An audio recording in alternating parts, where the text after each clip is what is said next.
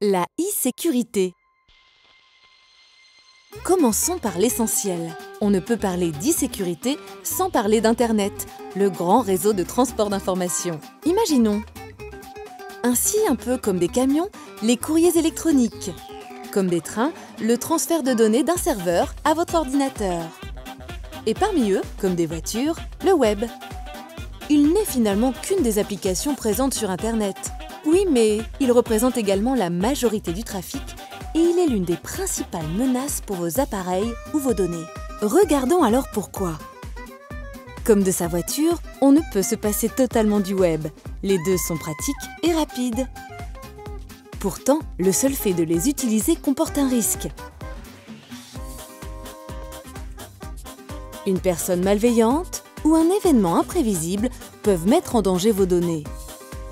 Dans ce sens, la e-sécurité rassure et améliore la confiance dans le traitement numérique de l'information.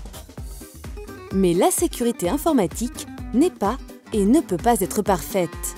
Dans ce cas, comment avoir confiance? Certains risques peuvent être évités. La e-sécurité se fonde sur deux principes complémentaires, la sûreté et la sécurité. La sûreté est le principe selon lequel le document que vous cherchez ou le virement bancaire que vous effectuez se réalise, qu'il n'est pas corrompu et qu'il est conforme à vos attentes.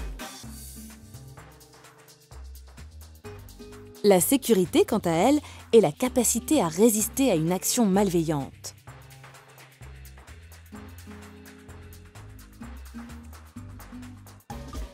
Une fois renforcée, cette sécurité permet la confidentialité et l'intégrité des personnes ou des programmes.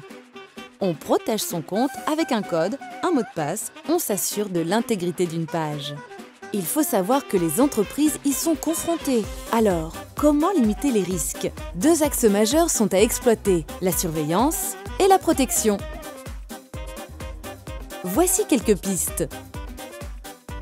Une sensibilisation du personnel et un changement de comportement sont importants.